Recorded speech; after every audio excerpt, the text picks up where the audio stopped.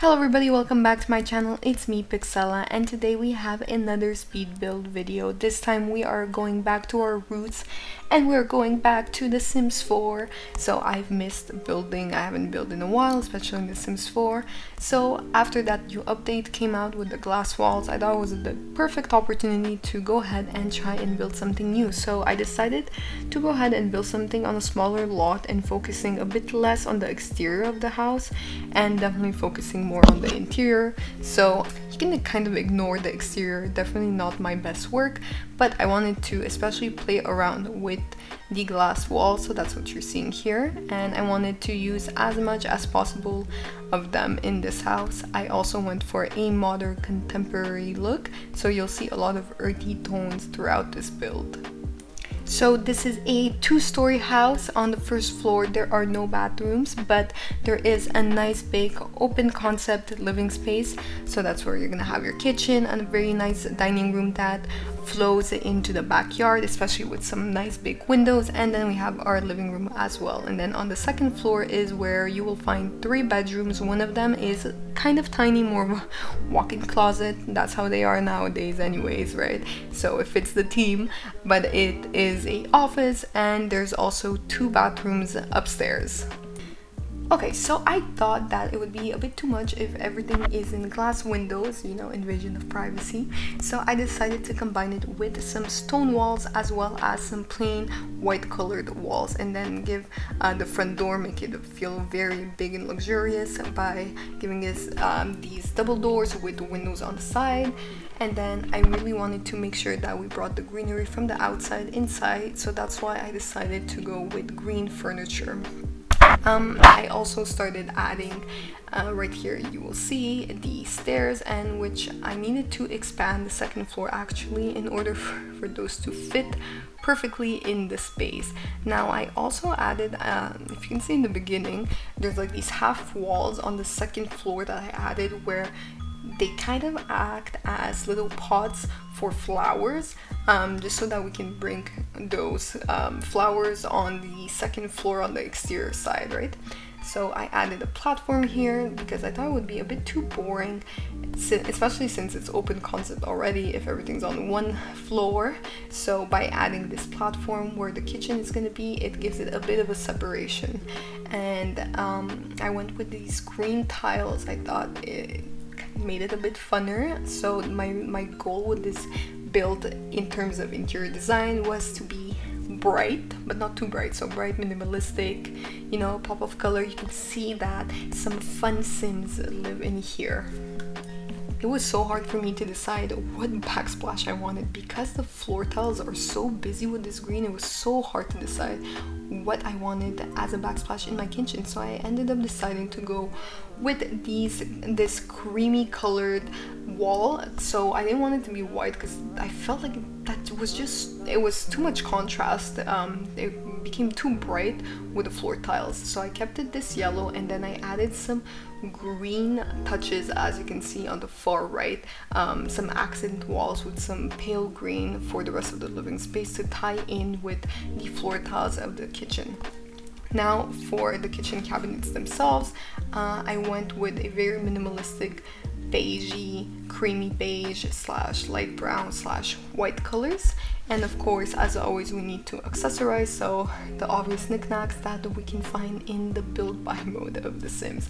And then I found this wall separator here that I thought would fit perfectly. It matched the floor tiles and it matched the kitchen as well, and it actually went perfectly with these plants that I found. So it just gave a bit more of a separation between the kitchen and the rest of the living space. And one thing I do feel like I don't do enough is play around with the light fixtures, so I'm trying to force myself to use more light fixtures instead of just using the basic headlights that we see everywhere. So that's what I'm doing here. I'm adding these pendant lights in right on top of the countertop to accessorize as well, and the gold matches the rest of the yellow tones in the kitchen. Now on to the living room area again. Like I said, I wanted to go for those earthy colors. Although it's earthy, there's still some blacks in there, so I didn't want to keep it too beige and light colors, because then I felt like everything would just wash away, especially with the flooring. So we're going with some marbles, we're going with some blacks, some dark browns, and some whites as well as some woods here and there. So I added a very basic table, and then originally I wanted to add a fireplace in that little nook there and put the TV in front of it, but in the end I thought that was not the way to go. Then I was like, maybe I can put the TV on the glass wall, but technically I'm like, who would watch it because of the way the couch was placed? It's just, you know what, it was not working out. So I was like, you know what, I'll just place the TV instead in this little nook there and add some more flowers in the back, and I thought it actually worked out pretty well. It looks kind of built in, so I'm pretty happy with that. And then of course, once again, we are adding accessories, so some fake plants, and again going with that earthy brown green color tones. And for the back of this couch, I am adding a bookshelf just to fill in the space, honestly. And then behind in this area of the living space is where the dining room is. So we are adding a bar, and then we are adding a table. I didn't want the table to be too big because it's not too big of a house, right? So we're just going with a 5-seater table. Well, it is a 6-seater table, but I believe, yeah, I only added 5 chairs.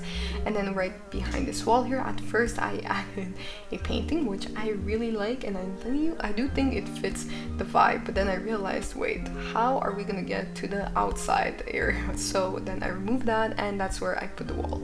So we are on to the second floor. Now, as I said, the second floor here has 3 bedrooms, 2 bathrooms.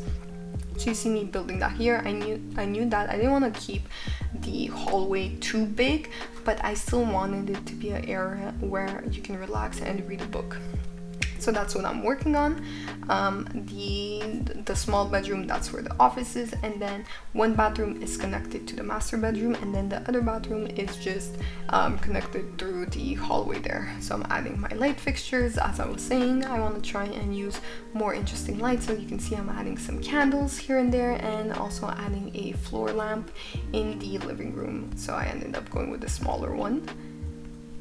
Okay, back to the second floor, adding our basic lights at first, and we are starting with the office. Now the office, because it's a tight space, I didn't want to put too much furniture in there, but I also still wanted to keep it interesting. So I thought the way to do that was by adding some wallpaper. So I ended up choosing this black with green flower wallpaper and adding some dark green on the side, and then adding a wooden white desk from, I believe it looks like the IKEA desk, and then adding a few more accessories. And I thought that was enough. You know what, we don't need much more other than a little bookshelf, maybe a painting here or there.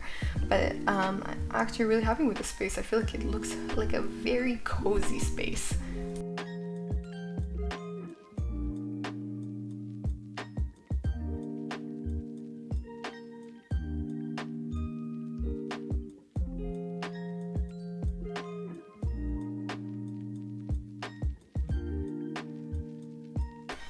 So we are now onto the master bedroom again, continuing with the rest of the theme of the house with the greens and the whites. So at first I was trying to figure out where I need to put the bed, and I realized that I might have made the master bedroom a little bit too small because there was no space for these nightstands. So I had to demolish some walls a bit and reconfigure the space. So I ended up shifting the bathroom a bit just so that we could move the bed, and now I ended up putting the bed facing the windows because it felt too cramped otherwise. Now I'm not too sure about how I feel with this bedroom at the end of it, because these curtains were really annoying me. I didn't like the fact that I couldn't put them all the way up, But I did like this area of the bedroom, which was the little fireplace. I thought it looked very cute with the pattern and fit the theme of the house, as well as the little armchair on the side made it feel very cozy. And unfortunately, if your Sims have a lot of clothes, this bedroom is definitely not for them, because this is the only little wardrobe that there is in this bedroom. And then adding some nice modern paintings just to complete the space, of course. Now adding some fairy lights around the paintings to give them a little spotlight. And then I also thought that the yellow light from these little fairy lights made the space feel a lot more cozier. Now, as I was looking at which accessories would go well, which decor would go well with the bedroom, I was also placing some of the things I was seeing in the bathrooms for the future. And now finally we are on to our last bedroom, which is a teenage girl bedroom. The color theme here is pink, so we are forgetting about the green. This is a girly girl type of room, so there's no space for a double bed, so we went with a single bed. I was trying to pick something out, and then I ended up choosing this one, and I thought the white with the little baby pink beige fit the room very nicely. We're going with a pink desk, so it's kind of pink everything, and there's a few toys here and there because we all love stuffed animals and we never grow out of that, and a cute little laptop. So yeah, I'm gonna let you guys enjoy the rest of the build by listening to the lo-fi music, but let me know what you guys think, and if you have any ideas for future builds, just comment down below. See you guys next time. Bye.